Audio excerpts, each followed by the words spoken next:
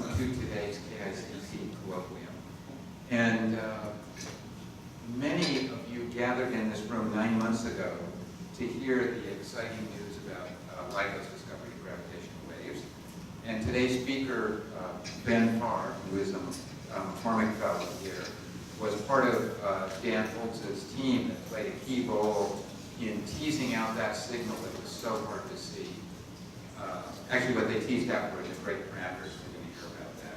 So let me tell you a little bit about Ben. He got his undergraduate degree at the Rochester Institute of Technology, a bachelor's BS degree in physics. But the interesting thing is that he had a minor in astronomy. Well, astronomy always plays a minor role to physics. And a minor in mathematics, and also a minor in philosophy. Is that correct? Yeah. Okay, there we go. And then he got his PhD at Evanston City College under the supervision of, I'm sorry, it's now called Northwestern, under the supervision of Vicky Caligari. And then he came to us as a McCormick Fellow. Last spring he gave the Compton Lectures on gravitational waves, and boy was that timely. And I'm sitting there staring at Emo Martinick because I know that those things are scheduled in advance. So it was deliberate. Oh, it was deliberate. Okay. I bet those were really successful. And so let me just finish up by telling you that a little bit about his religious beliefs. So Ben Farr worships at the Church of Bayes. And I bet this is something that Ben didn't know, that the revival of Bayesian statistics in astronomy actually has its roots at the University of Chicago. Did you know that? Don Lamb and Tom Grado. Some people around here remember when Don and Tom were really educating astronomers from around about Bayesian statistics. And so the role that Ben played in the LIGO discovery involved parameter estimation, like the masses of black holes and their spins, the really important science. And he is currently the co-chair of the parameter estimation group. So Ben, tell us what's happened in the first 4 months of gravitational wave astronomy. All right, thank you.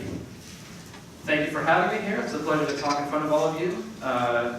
I will be presenting results from what I call the first 4 years of gravitational wave astronomy. So this is from the sum total of all of the data that we've collected in our advanced detector era, and which has now for the first time given us signal in addition to all the noise that we've gotten very good and very accustomed to looking at. So I am going to be presenting the work of 1,000 some odd people by author on these papers, and a few thousand more probably over the years that have contributed to this project. But along the way I will try to highlight the contributions from the small LIGO team here at the University of Chicago, made up, so Dan Holtz is leading the group, myself, Zohar Doctor, Shinyi Chen, and Maya Fischbach that make up the group here. So I'll point those out along the way. And on my title slide here, I've been a little jealous over the years of seeing all these astronomy talks and having these nice, beautiful, false-colored images on the title slides. And so this is my data, and I hope that if you're not already convinced, by the end I'll convince you that this is just as beautiful as all of your false-color images. So I'm going to start off with a very, very brief primer on general relativity, gravitational waves, what things we're actually trying to measure with LIGO. And then I will go into some details about specifically looking at compact binaries, binary black hole systems, and how LIGO goes about detecting and characterizing these things. And then I will get to the results from LIGO's first observing run. So here's my one-slide introduction to general relativity and the start of gravitational waves. The famous quote by Wheeler saying space-time tells matter how to move and matter tells space-time how to curve. So we get a nice curvature in the local space-time created by massive objects. That's what creates the curvature that things like the Earth field move around the sun. You move things around quickly on this fabric sheet, and quickly in space-time you can get ripples in space-time, and those are the gravitational waves that we're trying to detect. So actually, let me say, please don't hesitate to interrupt me anywhere along the way. I'm happy to take questions or elaborate on things if they're not clear. So gravitational waves, curvature in space-time, propagating curvature in space-time. According to general relativity, this curvature travels at the speed of light And another way to say that is that gravitons should be massless particles. You create curvature in space-time, you create this propagating curvature, these gravitational waves, by having a time-changing quadrupole moment. So spherical changes, spherically symmetric changes to a mass distribution, like a perfectly spherically symmetric exploding star, create no gravitational waves. We need asymmetric mass moving around, which is why, for example, compact binary objects are such an ideal source for LIGO. And so the other added benefit that these gravitational waves have that complement astronomy very well is that they're very unimpeded. They're relatively unimpeded by matter. These ripples interact very, very weakly with matter, and they pass through dust, anything that's in between us and the source of these gravitational waves, and give us a beautiful picture of the movement of mass in the sources that we detect. And so down here, that animation, that's just showing you the curvature propagating in some slice of space-time. So this is kind of meant to show you, if you think of a ring of freely floating particles, what happens to the space-time in between the particles that make up that ring, and you get this kind of plus-shaped oscillation that propagates through space-time. I'm going to get into more details about that in a second. So just like electromagnetic astronomy, gravitational wave astronomy is built up of many different bands. So far, we've only probed the high-frequency end of gravitational waves, so in the around 100 hertz or so frequency band. That's where our ground-based interferometers are sensitive. That's largely driven by the noise sources that we have being here on Earth. And so if we want to go to lower frequencies where we think more sources, different kinds of, different classes of sources live, we need to go to space. We need to avoid all the seismic noise that really dominates at low frequencies for us on the ground. So LISA is the space-based interferometer that's been talked about for many decades and will hopefully be flying in not too many more. Going to lower frequencies yet, we have pulsar timing arrays. So that's just using pulsars around the galaxy as very, very long baseline gravitational wave measurement tools. We monitor the timing of these pulsars very, very accurately, and you look for distortions and changes in the time of arrival of pulses to make gravitational wave measurements. And then down here, no stranger to this group, is the very, very low frequency gravitational waves, looking for patterns in the polarization of the cosmic microwave background. All right, so focusing now just on the high frequency end, just on the 100 hertz regime for gravitational waves. That's where we live with our ground-based detectors like LIGO. This is that same pattern that I told you before of a gravitational wave with a single polarization passing through the screen. So this is what we would call a plus polarized gravitational wave, and we call it that because it's got this nice plus shape to the oscillation. And so what's happening here is the space-time itself in between those two particles is getting stretched and squeezed. And that is the periodic motion we're trying to detect with our detectors. The other polarization, so there's two polarizations to gravitational waves. The other polarization is the same exact pattern rotated by 45 degrees, and we call that the cross polarization. And it's important to measure both of those because it can contain unique information about the source, and I'll go into that a bit later. But this animation here is incredibly, incredibly exaggerated. So that the fundamental measurement that we're making to look for these gravitational waves is strain, a change in distance over distance. And we're looking for a strain in gravitational waves to measure cosmic sources that's 1 part in 10 to the 21. So that is a mind-boggling number, basically impossible to really have much intuition about. One of the interesting ways to phrase it, at least that speaks to me, is it's like measuring the distance to our nearest star, Alpha Centauri, 4 light years away, to about the precision of the width of a human hair. So that is the relative measurement that we're making with LIGO. It's mind-boggling, it's surprising, it is probably the most precise measurement humans have ever made, but I hope to convince you that we've done that. So the way that we go about measuring 1 part in 10 to the 21 is with a common technique taught in undergraduate physics, microsynthetic interferometers. So we take a nice coherent light source, we split the beam in half, we send each half of that beam down a big L-shaped configuration, bounce it off from mirrors at the end, bring it back together. If the arms were exactly the same length, then the light should be completely constructively interfering. You get a nice bright spot out at the end. Now, if you have a relative change in the length of these arms, though, the light when it comes back together isn't as coherent as when it came out of the laser. You get some interference, and you can get that brightness at the output port varying very, very, very sensitively with the relative change in length of the arms. And so it's that dimming and brightening indicating a relative change in the length of these 2 arms that we're looking for with LIGO. And we take what was typically a tabletop experiment and scale it up to 4 kilometers. So we've got 4 kilometer long vacuum tubes out in the desert and out in some logging facility in Louisiana. And we're trying to measure changes that are smaller than the width of a proton over these 4 kilometers. And that's the measurement that LIGO is making in the search for gravitational waves. So as I've alluded to, we have more than one detector. We have 2 that make up the LIGO Laser Interferometer Gravitational Wave Observatories. There's one in Hanford, Washington, that's the one in the desert, and there's one in Livingston, Louisiana, which is in the middle of a forest that has active logging, much to our chagrin. And then we have a 3rd detector that we collaborate with in Italy, near Pisa, called the Virgo. So this is very similar in construction to the 2 LIGO instruments, but 3-kilometer long arms, along with some other changes that change the sensitivity and the exact frequencies that it's sensitive to a bit compared to LIGO. All right, so the noise in LIGO, we had many, many, many years to measure and understand our noise. As you can imagine, measuring 1 part in 10 to the 21 has a lot of noise associated with it. This is how we typically look at the quality of our noise. So this is showing the power spectral density, or the amplitude spectral density, as a function of frequency.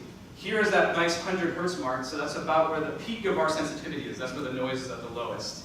And we have a bunch of different sources of noise that dominate at various frequencies. Up here on the high frequency end is what we call quantum noise. So that's quantum fluctuations in the radiation pressure on the test masses that are being suspended at the ends of the interferometer, along with some photon counting statistical noise, shock noise. In the middle part here, thermal noise starts to have an effect. So that's noise in the suspensions that hang the mirrors, and as well as thermal fluctuations in the coatings of the mirrors.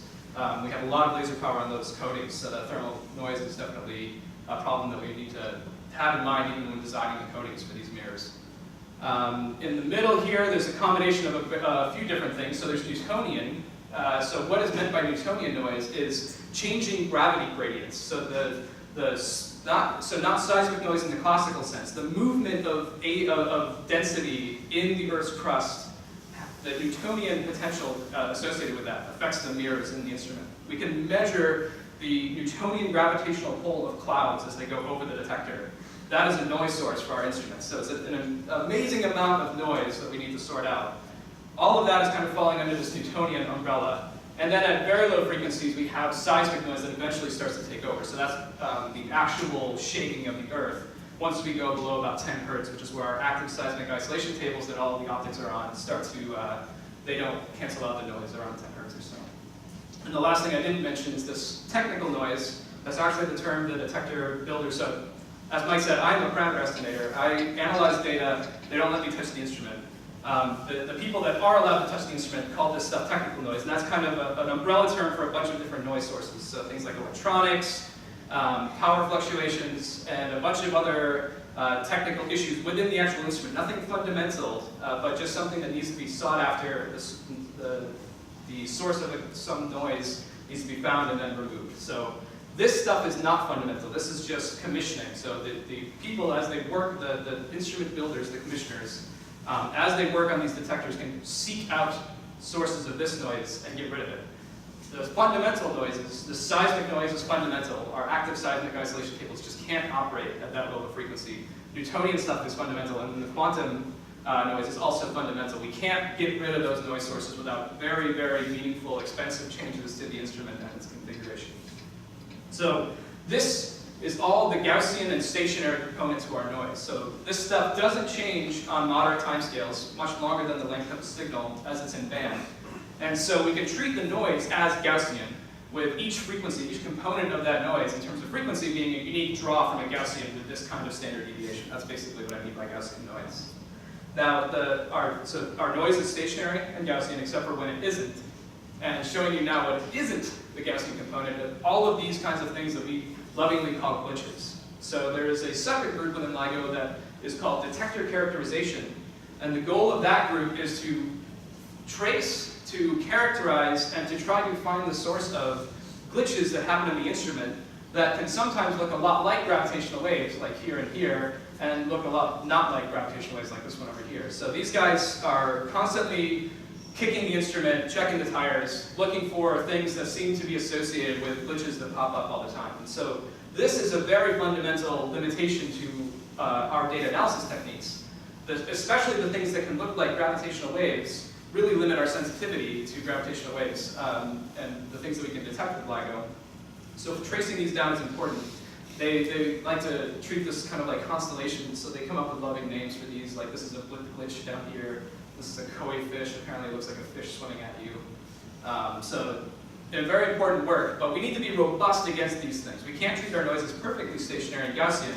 We need to account for glitches that happen in the instrument that can look exactly like the gravitational waves that we're looking for, except that happen on a per detector basis and not across our global network. So each one of our instruments, unlike telescopes, are not directional. We can't point them at a particular spot of the sky. They're more like microphones. They pick up gravitational wave sources from all over the sky. They have an antenna pattern, so they're more sensitive to sources above and below the plane of the detector. And so for that reason, amongst others, we position these all around the world. So we want a long baseline between instruments, and we want their antenna patterns, ideally, to not be aligned with one another. That relative change in the amplitude, if we have some source go off in the sky somewhere, by measuring a difference in the relative amplitude, that can give us information about where on the sky this came from.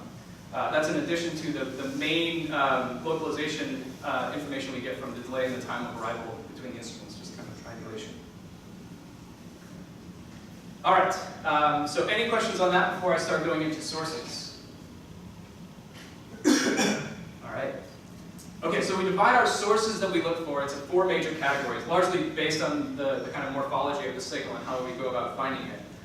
So one type of source are what we call a continuous wave. This is, for example, a little tiny hill on a neutron star nearby. As that neutron star rotates, that little hill will generate gravitational wave. It will generate a sinusoidal gravitational wave that we'll see in our detector. It'll just look like a spectral line that kind of slowly moves as the Earth rotates and orbits around the sun.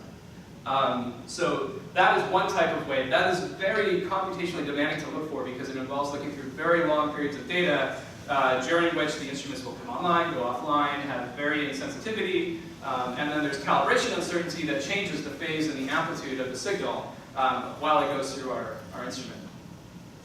So the next source is an umbrella term that we have for basically any kind of transient phenomena that we don't have a good physical model for. So one example would be a supernova.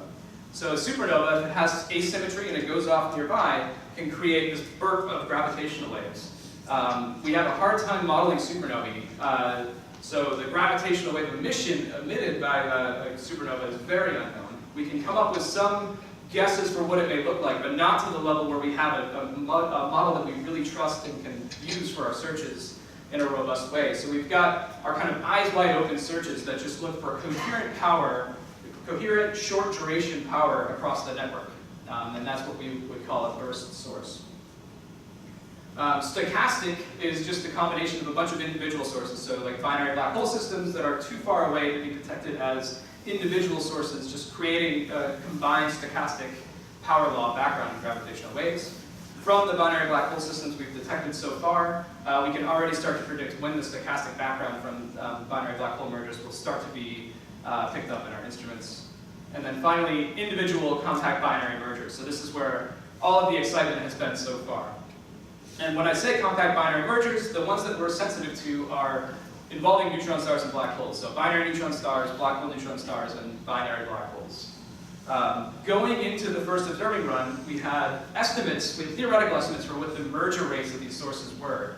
But they were very, very, very uncertain, orders of magnitude uncertain. We had better handles going on into the next observing run on binary neutron star mergers just because we've seen binary neutron stars in the galaxy. We've never seen a binary black hole system up until very recently, so we had no idea, we had a much poorer handle on what the event rates were there. But most of us really expected binary neutron star systems to be the bread and butter. We expected those were going to be the first detections that LIGO would make, and it wouldn't be for another year or two, maybe. It turns out nature likes to create black holes and smash them together much more often than we thought, so we've been very surprised by binary black holes being the main source that we've detected so far, but very exciting times. So this is a numerical relativity simulation of what the merger of two black holes looks like. So the colors are representing the distortion in time. There's a two-dimensional sheet where the depth is representing the scalar curvature of space-time around the black hole. And this is just showing the last 20 or so cycles of a binary black hole in spiral. So these things start off with some separation They're orbiting around one another, this binary system. It's emitting an immense amount of energy in gravitational waves, and taking that energy out of the orbit is causing it to shrink. As the orbit shrinks, it's speeding up. And down here is showing you the gravitational wave emission over the course of the last few bits of this binary merger. So as they get closer and closer together, the frequency is going up, the curvature is becoming more extreme, so the amplitude is going up, and these things get closer and closer together until the event horizons eventually merge. They touch, they form one final black hole, and that black hole has a ringing down, we call it, a ring down, into a final steady state black hole. And so it's this chirp signal, this long time at low frequencies and low amplitude, speeding up, accelerating, monotonically increasing amplitude in this case, until the two black holes merge and form a final black hole that we're looking for. This is the spectrogram. So we show the frequency as a function of time for a compact binary in spiral. So this is the same thing that I just said. So we spend a long time at lower frequencies with lower amplitude, and then we go through frequencies progressively faster, the amplitude goes up, and we see this nice sweep through our spectrogram. And that's the characteristic signal of a compact binary that we're looking for. And because these things happen around 100 hertz or so, we have the advantage that we can play it as a sound. And that is the sound that we're looking for. So if we didn't need to be fancy, we could just put on some headphones, go sit at the detector, listen to the noise, and listen for those chirps and try to detect gravitational waves. Luckily, it's a lot harder than that, so I have a job. The way that we go about doing this in practice, the signals are buried in that noise that I showed you the power spectral density of before. We're trying to find a very, very tiny needle in a very well-measured haystack. This is an example stretch of data, so this is just simulated data. And there is a very loud gravitational wave buried in this data. And the way that we go about pulling it out is using a model that we have. So we have models for what these gravitational waves look like from a compact binary merger. We can use those to comb through the data and compute the matched filter SNR. So basically multiplying the model by the data, looking for high agreement between the data and the signal.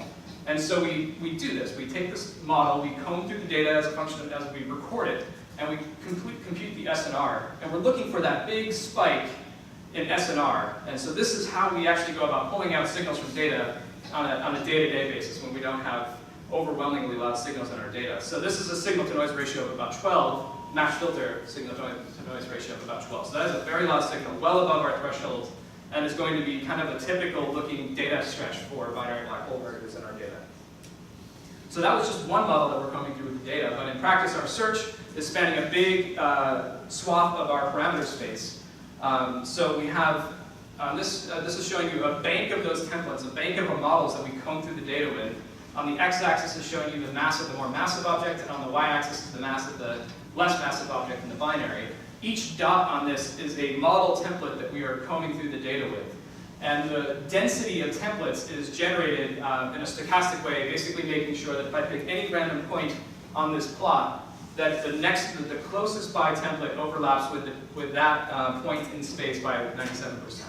So what it's saying is that once you get up here, the model changes a lot less sensitively with masses, and so we don't need as dense of a coverage of templates up here. And that circle up there will be very important later. So that's an important one up there. All right, so that's how we can find interesting triggers in the data. So each instrument records this time stream, and we have our big template of models that we comb through with, and we find points where the SNR gets high. But like I said before, we have glitches that happen all the time that look a lot like gravitational waves. And so we can get signal-to-noise ratios of 12, 15, 50, 100 with our model templates out of data that we know is not a true signal. And so we can find these triggers with this matched filtering method, but that doesn't give us any way of actually estimating the significance. And so the way that we actually go about estimating significance is using the fact that we have multiple detectors around the Earth. And we have a way of actually guaranteeing that we can look at just the noise and characterize the noise very well without actually understanding the source and the morphology of all of those glitches that could look a lot like gravitational waves. So this is an example of a gravitational wave detection with just the two LIGO instruments. We have this time series here collected by Hanford and a time series collected by Livingston. And we've got this nice gravitational wave looking thing that lines up beautifully between the two instruments. So what I mean here by lining up beautifully is that it's within a time window of about 10 milliseconds. That's the light travel time between the two detectors. if a true gravitational wave were incident on our network, there should be no longer than a 10 millisecond delay in the time of arrival between the two LIGO instruments. So that is our coincidence window that we are looking for triggers within across our network. And so to ask what the significance of such a detection is, we want to answer the question of how often does noise happening independently in each detector conspire to look like this kind of gravitational wave signal. And the way that we go about doing that is with a technique called time sliding. So we take our detector's data. Each one of these streams has very, very evil gravitational wave, exactly gravitational wave looking noise glitches in it. But each one of them is not happening in a correlated way with the other detector across the US. And so we can actually characterize the noise by sliding all of this data in time. So we don't know a priori that there's no gravitational wave signal in here. But if we shift the data artificially between the two detectors by more than 10 milliseconds, we now know there's no real gravitational wave in there. And we can use that technique to really characterize our background. So now we do these time slides, and we just keep sliding the data with respect to one another, and counting up how often we get triggers that look like the signal we want to estimate the significance of. So as you slide that data, you'll pull up a bunch of things that look like this gravitational wave we're trying to estimate the significance of. So that is an SNR specific question. We do that for a range of SNRs, and we build up this distribution here. So this is the cumulative distribution. Each bin in here is just the number of false alarms that we got, and taking all of the 4 months of data that we collected and sliding it and asking how many times we had coincident glitches in the instruments that had that SNR. And that gives us a nice estimate of our background of the glitches in our instruments and how often they will fool us into thinking we've detected a gravitational wave.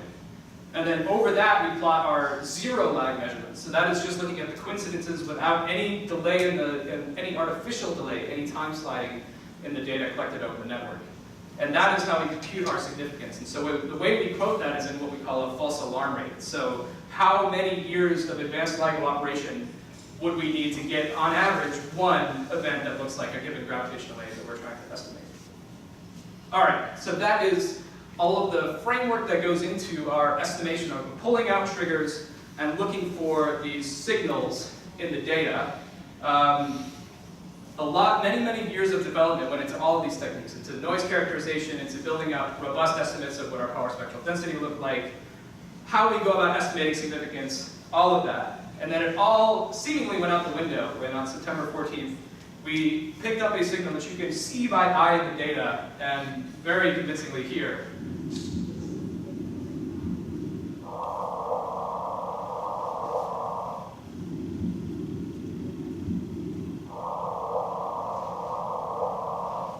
All right, so that was GW 150914. And so here on the top is Hanford data, and on the bottom Livingston data with very, very minor tweaks made to it. And then in the background is the spectrogram, and you see this very clear chirp. It looks very consistent between the two detectors. We didn't really need a lot of sophisticated data analysis to be convinced that this was a real gravitational wave. But we used it anyway, and we estimated the significance, and it's overwhelming. So that, along with the next 4 months of data, led us to having 2.87 binary black hole mergers detected over the first 4 months of gravitational wave astronomy. So GW 150914 is what many in this room have already heard about back in September when we presented it. Since then, I don't think we've had a LIGO talk since then, but we've announced the detection of another gold-plated gravitational wave, GW 151226. And then we have the little gravitational wave that could, which we've lovingly called LVT 151012, and that is where the 0.87 comes from. So that is the lowest significance event that we have that isn't overwhelmingly likely to be an astrophysical source. And so on the right, what I'm showing here are the constraints on the 3 signals, on the 2.87 signals that we've detected so far. Each of these is the time domain signal starting from 30 hertz. So when the gravitational wave signal swept through 30 hertz onward, this is what the signal looked like. So this is basically what the signal looks like, how much of it was in band for the LIGO instruments. GW 150914, although the loudest, spent the least amount of time in our detectors. This is largely driven by the masses of the binary black hole that emitted these gravitational waves, and I'll go into that more in detail later. But we just saw the last several cycles of that merger and then the final breakdown.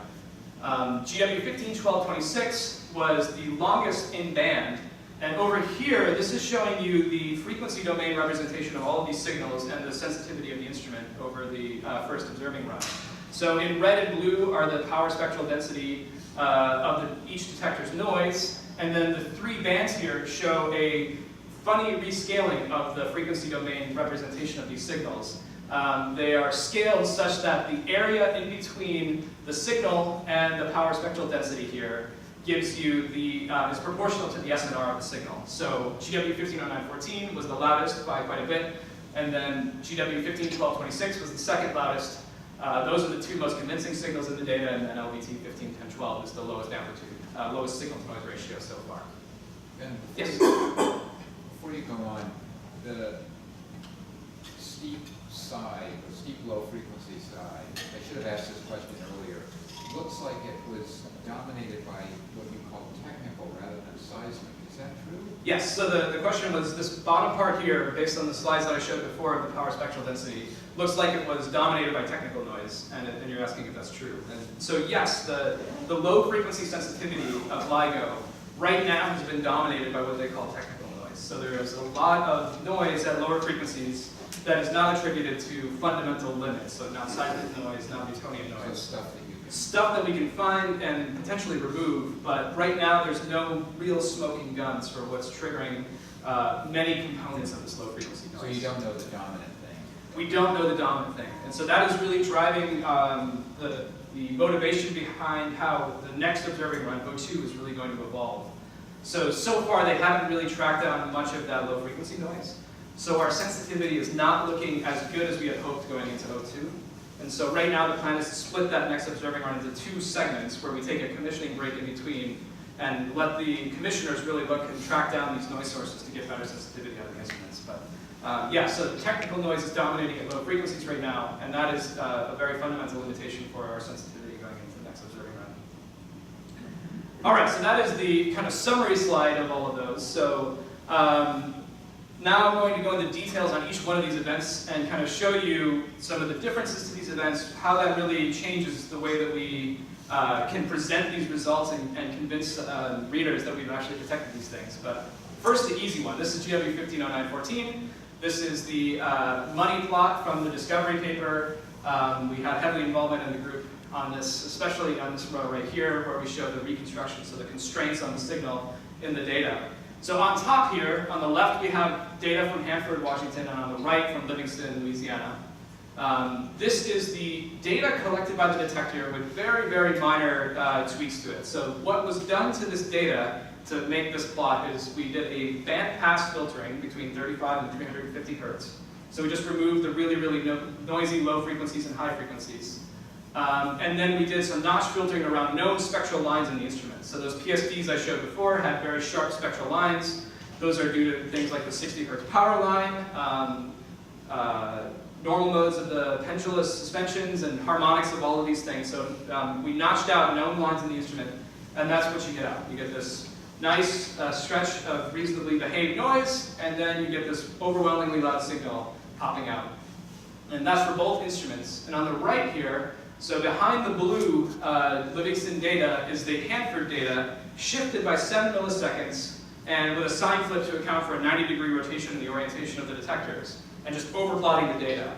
And so just to show you that the signal that showed up in both is overwhelmingly similar. So this looks exactly like a single gravitational wave passing through the Earth and hitting both detectors in a very consistent way. The next row is where we had our involvement. So there's a light and a dark gray band, which I will show a zoomed in view of later. But those two different bands are the constraints on the signal. One, assuming a strong model, so assuming that it was a compact binary merger as described by general relativity. And the other band is showing you the what we call the burst analysis. So assuming nothing about the signal morphology, just looking for what components of the data are coherent and consistent across the network, which is a weaker constraint on the data, but completely model agnostic. We don't assume general relativity is even right, much less that it's a compact binary merger as described by general relativity. On the next row down are the residuals, so just subtracting our best fit for the signal from the data. It looks like noise coming out. And then finally the spectrograms just showing that chirp shape that was in the movie before. So this one, the data kind of speaks for itself. Obviously, we do apply our normal machinery to the signal to estimate the false alarm rate and the significance of it and all of that, but the data kind of speak for themselves. It's a very clear detection, incredibly consistent with a binary black hole merger as described by general relativity. The next event, GW 151226, is kind of more the standard thing that we expected going into the first detections of gravitational wave astronomy. So on the top is data treated exactly the same way as for the money plot from the discovery paper for GW 150914. There is no clear signal in the data, as you can see by eye. We've even plotted over the top the constraints from a very model-specific search for compact binaries in there. This is showing you the constraints in black, which you can barely see, of the signal in the data. And because it's not so obvious, we don't show the same kind of figures as in the first paper. So the next row down is showing you how the SNR is accumulated over our model as a function of time. So we spend a lot of time at low frequencies. You accumulate SNR as you go. So by the time it enters this window here, which is about a second before merger, we have already accumulated a little bit, a fraction of the SNR, and then we just show how the SNR is accumulated by the template as you go up into the merger and ring down. The next row down is showing you that SNR time series that I showed in the matched filtering slide. So that is taking our best fit model, sliding it through the data in time, and looking for where the data seem to agree very strongly with the model. And so those are the spikes that indicate we actually have a trigger here. So that is an SNR in one detector of about 10, and Livingston is a little bit less. That's about an SNR of 8 or so. Yes? So it's both in this event and the previous one, the Livingston was just a lower amplitude. Yes. Is there sort of an instrumental reason for that, or just happens to be the relative orientation? So it's largely instrumental. In general, Hanford tends to be a little bit more sensitive than Livingston, largely driven by the environment the detectors are in. So the Livingston detector is in a swamp surrounded by active logging. So it's a very noisy environment. We have seismometers all over the place that you can see in the control room as they're collecting data. You see noise, noise, noise, noise, and then at noon the noise drops drastically as the loggers go on lunch, and then it comes back on at 12:30, and they get back to work. So it's a very noisy environment at Livingston, and lots of instrumental effects also come into play. But yeah, so Hanford is generally a little bit more sensitive than Livingston, but that changes a lot from day to day too. All right, and then finally the last row of those spectrograms is before, and this is a very different picture. If I didn't tell you there's a chirp in here, it would be hard to convince yourself there was. So here's the chirp. That's the gravitational wave.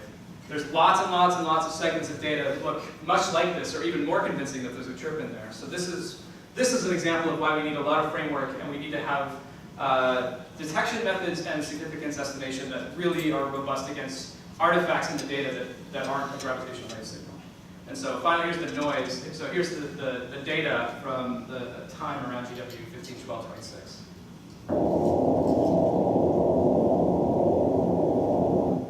Did you hear it? One more time.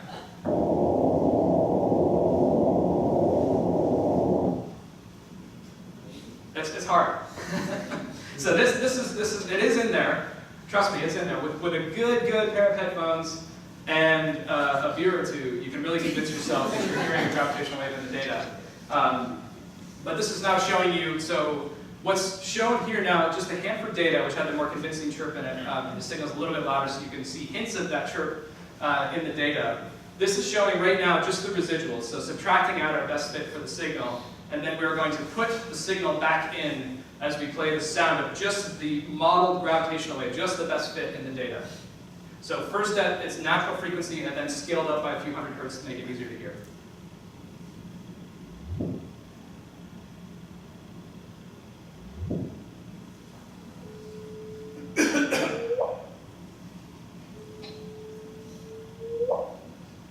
So the strongest difference between GW 151226 and GW 150914 in terms of just the audio representation of this data is that GW 151226 is longer in duration and higher in frequency. And so those are both indicative of a lower mass system.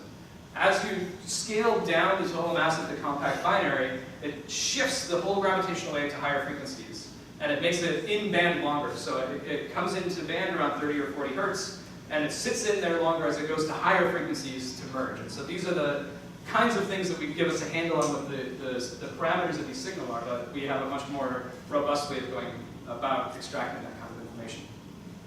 So now this is how we estimate significance. So beyond just showing you compelling figures and playing sounds for you that sound like gravitational waves, this is how we quantitatively estimate the significance of the signal. So here's that distribution of background events like I showed before. Orange boxes are zero lag events, that's the real data. And this x-axis, which I didn't mention before, I should have, is the SNR. So that's our detection statistic, which is basically the SNR. And that is GW 150914. So the SNR is over 22. It's a very, very loud signal.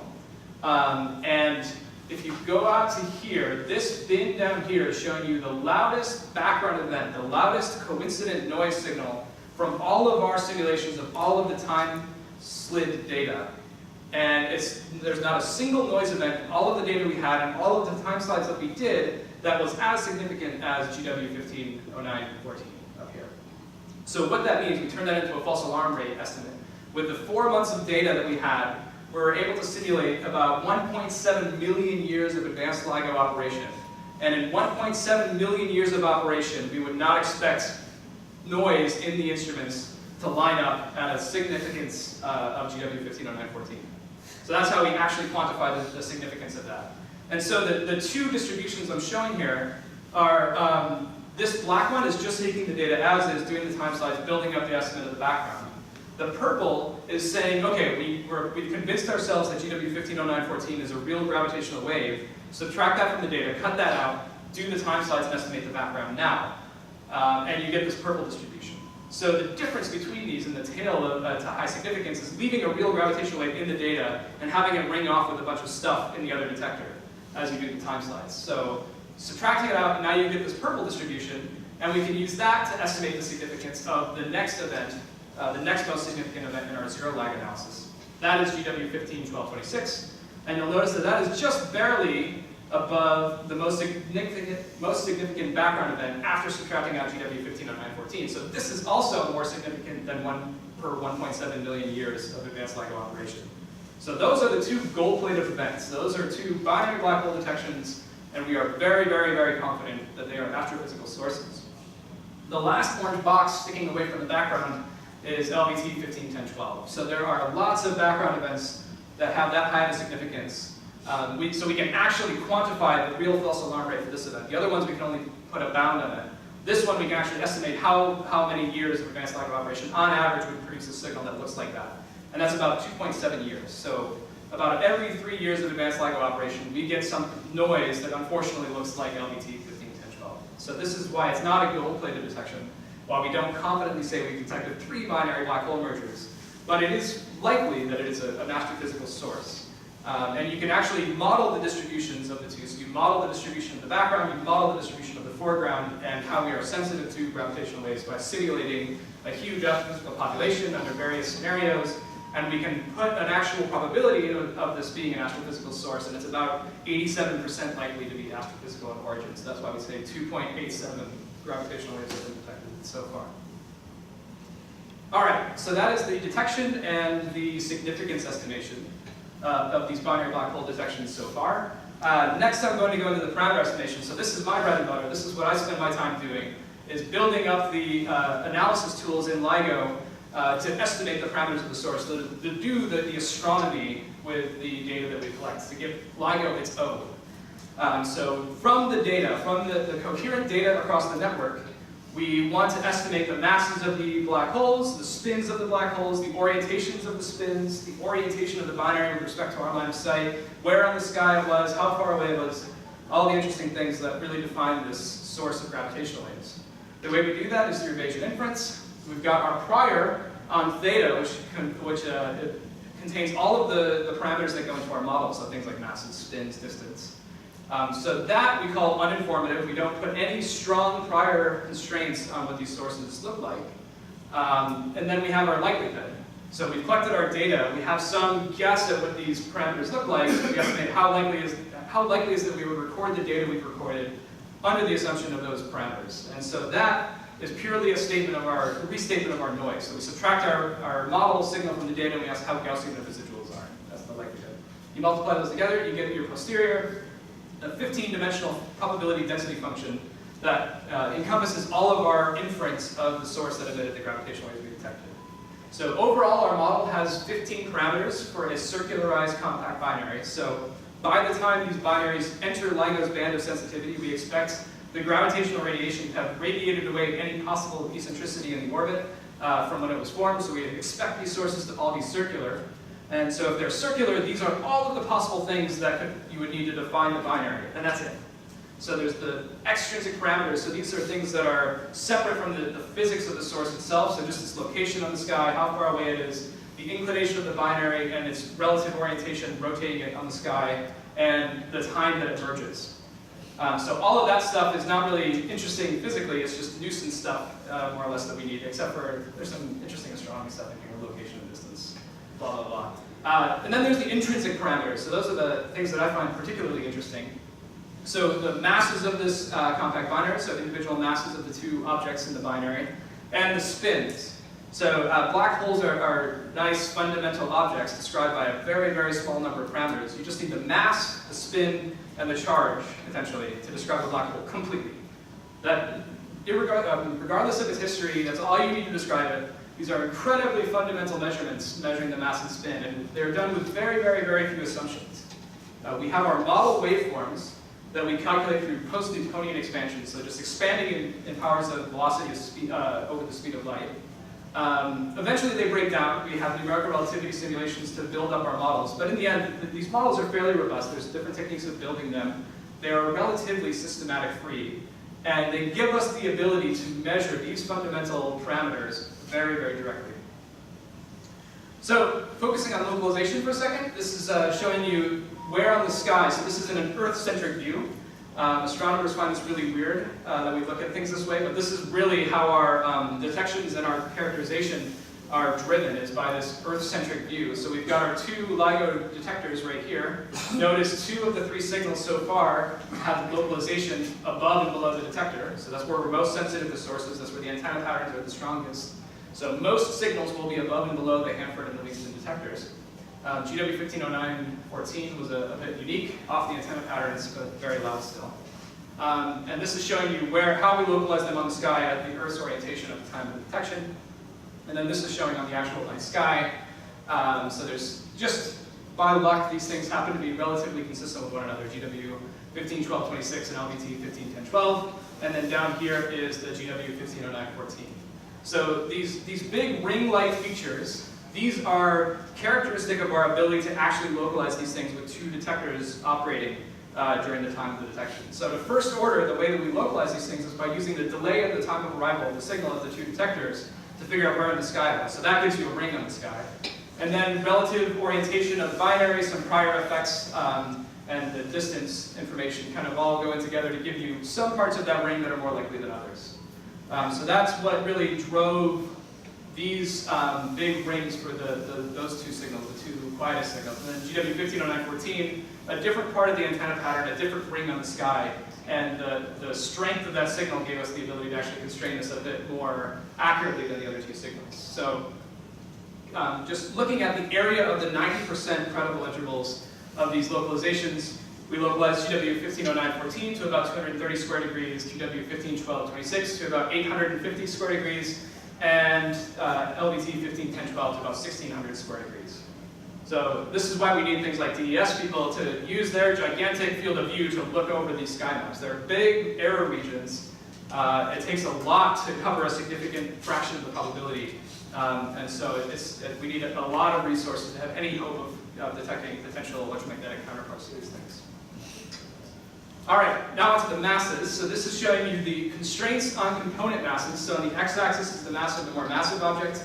On the y-axis, the mass of the lesser object.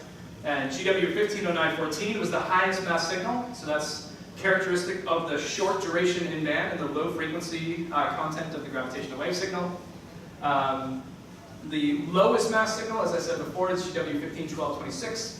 And you'll see this kind of characteristic banana shape to these 2 probability distributions here. And what those are, they're tracing out lines of constant chirp mass, which is this special combination of component masses that enters at a very, very low order in the post-Newtonian expansion. It's something that we measure incredibly well, but it's not very physically meaningful. So we put a tight constraint in the direction perpendicular to those big bananas, and that's the chirp mass. And then our uncertainty in the complementary parameter, the mass ratio, drives our uncertainty in actually estimating individual masses of these objects.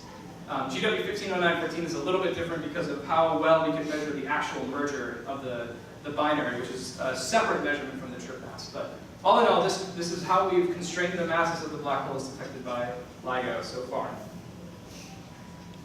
So on to spins. So the spin measurements are very difficult to make.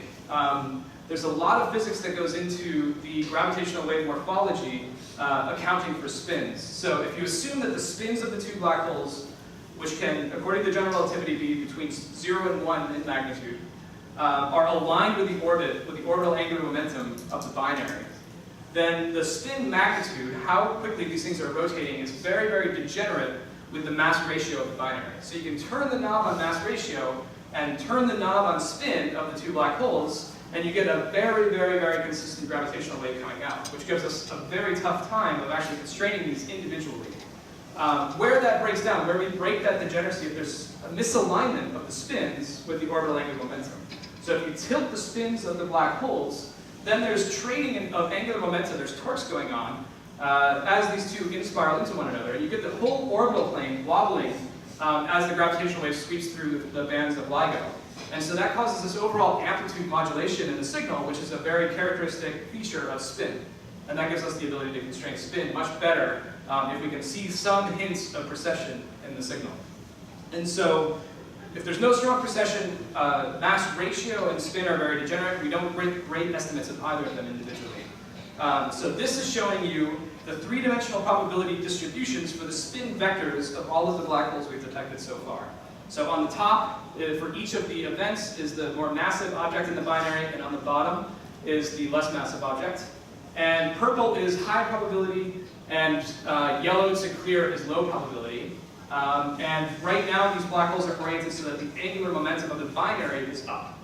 So here, you'll notice that these are very, very uncertain measurements. It's basically, spin could be almost anything.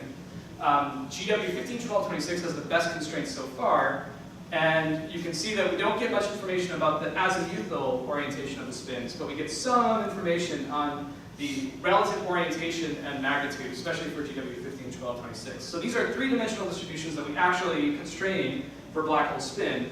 The most interesting features of that spin, though, are the magnitude and the orientation, the angle of separation between the orbital angular momentum and the spin vector.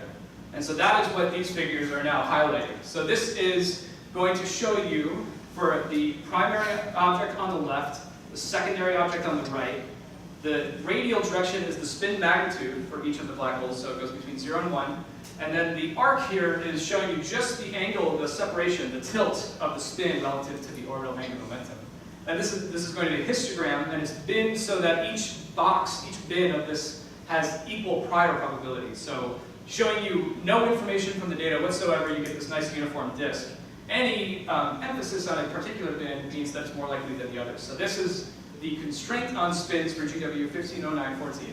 So looking at the primary object first, we constrain the spin to kind of occupy this part of the spin disk plot. And so what that's saying, first of all, you can look up here. So this is the scenario for maximally spinning black holes whose spin are aligned with the orbital angular momentum. So there's a lot of physical reasons why you might expect that to be a formation scenario. You have some black hole that's been accreting a lot of mass and spins it up, and throughout the evolution of the binary, you had common envelope phases and other things that tend to align the spin of the black hole with the orbital angular momentum, and you get out, in the end, something that's very extremely spinning and has spin that's aligned with the orbital angular momentum. So that's a not too surprising scenario, but we rule it out fairly significantly. It doesn't look like this had an extremely spinning black hole whose spin was aligned with the orbital angular momentum. And the same thing for anti-aligned. Most of the probability is at low spins or if high spin, then in the plane of the orbit. And that goes the same for the secondary object in the first event. So from this, we can already say that it looks like not all black holes are extremely spinning, so spinning maximally at 1 and aligned with the orbital angular momentum. So that's already something physically interesting we can say just from GW 150914. Now looking at the next event, LBT 151012, this was a low signal-to-noise ratio event. We couldn't pull as much information out of the data. Looking at the primary object where most of the constraint is, so remember that long banana that I showed you before for the mass constraints. As you go out to more extreme mass ratios, unequal masses in the binary, the lesser mass object has a lot less influence on the actual gravitational wave signal. It just has less angular momentum to throw around, so we get less constraint on that signal. So the primary object, the more massive one, is the one that we really constrain. And it has very similar features to GW150914. We rule out high in aligned spin and high in anti-aligned spin. There's some flexibility in the models to allow for an extreme spin in the plane, but for the most part, most of the probability is concentrated around lower spins. And then finally, the best constraints we have on spin so far are from the boxing data, GW151226. So looking again at the primary object, you see that we constrain the spin to be away from 0. So for the first time, GW151226 allows us to say that not all black holes are non-spinning. This one clearly has a black hole with angular momentum. It has spin. We've measured it. And there's some possibility, there's some hints that there might be precession in that signal, but we can't rule out aligned spins with that particular binary. So already we're starting to learn interesting physical properties of black holes just from these events so far, and there's going to be many, many, many more to come. So I'm running low on time. I think I will breeze through some of these tests of general relativity, but feel free to ask me more for more details during the questions. So this is that figure I promised before, showing a zoomed-in comparison of the modeled reconstructions of the signal and the burst reconstructions of the signal, assuming no particular morphology. Dark blue here is showing you the constraint just looking at the coherent power across the network with no assumption about the physical mechanism for the gravitational wave.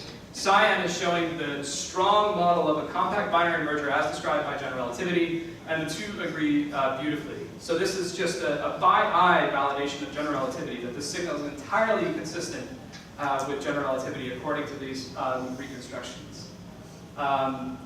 Moving on, we can do other assessments, so just instead of by eye, we can do more quantitative analyses looking at these deviations from general relativity. So we can take our best fit for the models, subtract that from the data, and ask how consistent that stretch of data are compared to adjacent stretches of data. So that is what this is kind of showing you. So what we've done is we subtracted the signal from the data, we take the residuals, and we run the burst analysis again on that stretch of data, and we ask what is the upper bound, the 95% upper bound on the signal-to-noise ratio of any potential bursty-like thing coherently across the network that's left over after we subtract out our best fit. And we get, it was about 7, a little over 7, the dashed line. And then we take 100 different chunks of data that we don't think contain a gravitational wave signal around the time of the event, and we compute the cumulative distribution of all of those SNRs. And we find that that stretch of data is not special compared to any other stretch of data. So after subtracting the best fit model, assuming general relativity is correct and that this was a binary black hole merger, the stretch of data, the stretch of noise that's left is entirely statistically consistent with other stretches of noise around that time. We can get more model specific, so that's kind of a model agnostic approach. So you don't have a particular model for deviations from GR, but you try to compare it to just the properties of the noise. We can also come up with more modeled approaches to deviations from general relativity. So I won't go into much detail on this, but as I said before, our models are built for these post-Newtonian expansions, expanding the equations and powers of V over C. Each one of those post-Newtonian parameters could potentially have deviations from them, and some models were alternatives to GR. Can anyone still hear me?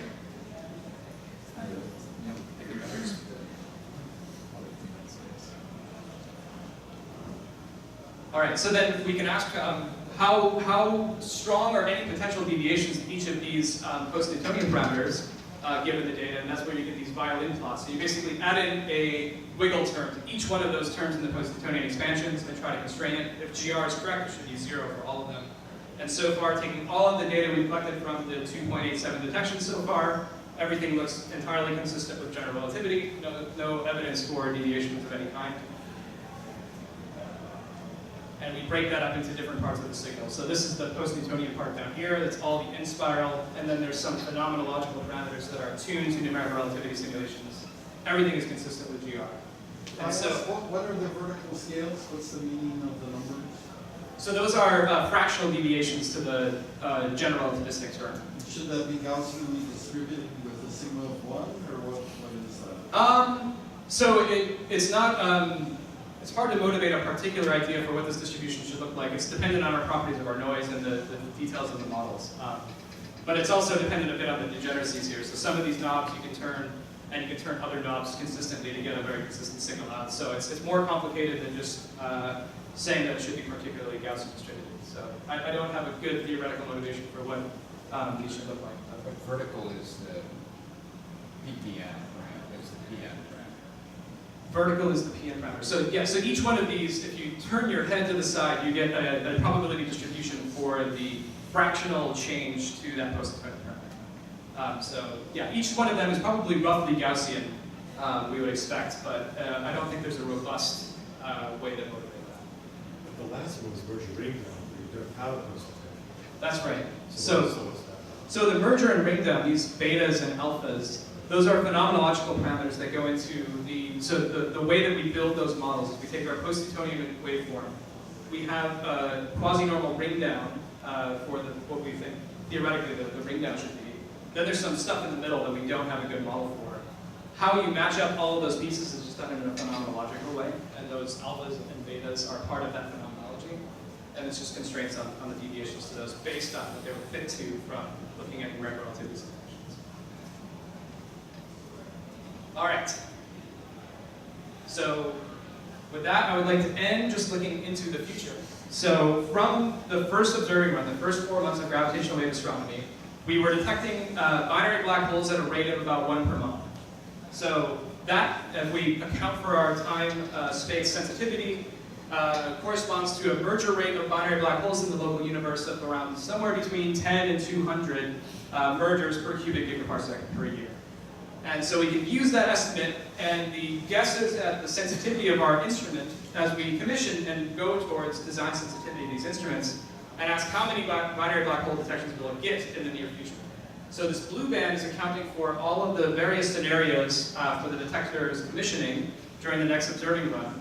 Each one of these curves is showing you the probability that we will get greater than 2, greater than 10, and greater than 40 detections during that observing run. And so moving into O2, it's likely that we will get at least a few binary black hole mergers in that stretch of data. And looking to O3, it's totally within the realm of possibility of having tens or more binary black hole detections during the third observing run.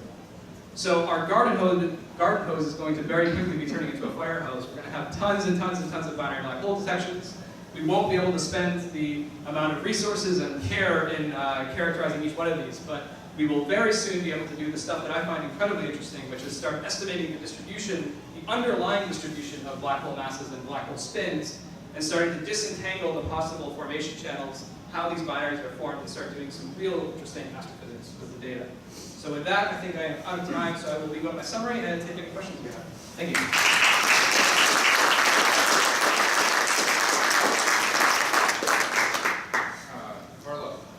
Yeah, could you put back the plot of the events on the detection statistic? Yes. What's the threshold? This one? Yeah, that's the one. So there's, I mean, this gets to the thing you were discussing at the end about the expected rates in the future. There's something very, very strange about this plot, which is that it can try, so I realize it's ridiculous for it to do log n log p with 2.5 events.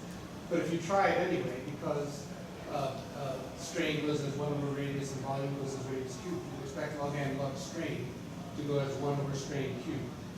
And that means that if you have one event that's something like maybe 3 times your threshold, you should have 27 times as many events at your threshold. So it's something very odd in your first run's data that makes it a little bit troublesome to figure out what you're going to see in the future. I see 3 possibilities. One is you're going to run again and you're going to see just a buttload of events that for some reason you missed at lower strain levels. Or possibility 2 is you're never going to see another 0914 until you're a very old man. And possibility number 3 is maybe your threshold isn't where you think it is. So that's a lot to repeat. I hope that you could hear most of it. But basically the question is, Correct me if I'm wrong, GW 150914 is really damn loud. It's very surprising, and either we have a very poor estimate of our rate, we're going to get a ton of them in the very near future, or GW 150914 might not be very easy to explain statistically. So the details going into the rate estimations are something I'm not an expert in, but the treatment of, so modeling the background, modeling the foreground, and treating them as Poisson processes where you have GW 150914 happening, based on the constraints we have from assuming these three events are part of the data, so the 2 to 3 astrophysical sources, we expect from that analysis the numbers about 6% of our signals we expect to be as loud or louder than GW 150914. So it's loud, it's bordering on worryingly loud, but not quite there yet. So yeah, but I mean, in general, it's a surprisingly loud event.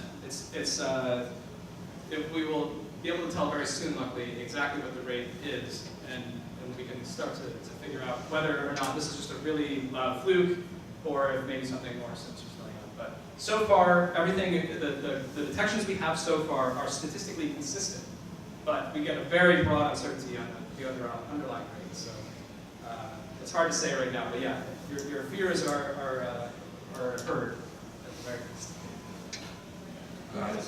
John and then Emo. John, go ahead. You had a slide with the localization that will be possible once Virgo is on again. Oh, I don't have it. I don't have one in the presentation, but the area will go down to about 10 or so square degrees, of order 10 square degrees for a given event. Some will be better localized, some will be worse localized, and that's going to depend also on what kind of sensitivity Virgo has when they come online, which isn't very clear. Emo. So, in your PPN parameter constraints, it looked like the lower order ones were actually less constrained. So there must be something I'm missing about the way you're plotting things. Like the 0 PPN seemed like the widest error bar on it. Different units. So the constraints, yeah, so the 0 PN constraint is relatively poor. This is actually something, the testing general relativity at the 0 PN order is something that the Taylor pulsar does a much better job, the double pulsar does a much better job of doing than our detection does. And that's largely just based on the part of the signal we're sensitive to. So we get a lot of SNR from the kind of mid to high frequency, so the late in spiral, early merger parts. So the constraints on the beta parameters, which are the merger, those are fairly well constrained because the amplitude is so loud there. In GW 150914, you can just look at the data by eye and see that part of the signal. So it's the relative constraints on those are partially driven by what components of the signal we're actually sensitive to. But they're also dependent on how these things are kind of degenerate. There's also a scale change. Yeah, sorry, that's a good point. So A factor of 10 in the scale. yes, that's it. Okay, that's what I was Aria. Couple of quick questions. So first, what happened to the emerging neutron stars? Are you going back to that question? And also, in terms of upgrades, what were the actual upgrades that were done? And what about the actual quantum state? Is that something else? Okay, so there were two questions. The first is, what about neutron stars? Where are those? I agree. I'm excited about neutron star mergers. We are still looking for them. We do have constraints on the upper limit of binary neutron star mergers based on the non-detection of binary neutron star mergers in O1 data. So far, it's not in contention at all with the existing theoretical estimates of what that merger rate should be. Hopefully in the coming years, so we expect maybe in 1 or 2 years, we will definitely have a binary neutron star merger, maybe sooner. Nature has surprised us before now. So the short answer is we're looking, and so far everything is totally consistent. And then the second question was, what is being done to the instruments to make them more sensitive? What's left to do? So the technical noise is one thing that's getting a lot of work by commissioners. So trying to figure out what these sources of this low frequency noise are, get rid of them. As we do that, then we can start cranking up the power on the laser. So right now we are not operating at full laser power, which is part of what brings down all of the noise. So that it makes our shot noise better, it makes some of the other middle parts better. So we really want to get laser power up. And we can't do that until we've shaken out all of the unexplained sources of noise and other parts of the power spectral density. So tracing down technical noise and then increasing phaser power are the two main things left to do. And then there's been talks about what next. What about the next generation of detectors? What can we do with the existing LIGO facilities with a modest amount of money put into them? Squeezed light is one example of something we could do without much change to the actual sites, but that would seriously increase our sensitivity. And then there's talks about new facilities, 40-kilometer interferometers, crazy things like that. But yeah, so that's still, the future is pretty uncertain in that direction. Well, let's thank Ben again for a beautiful talk.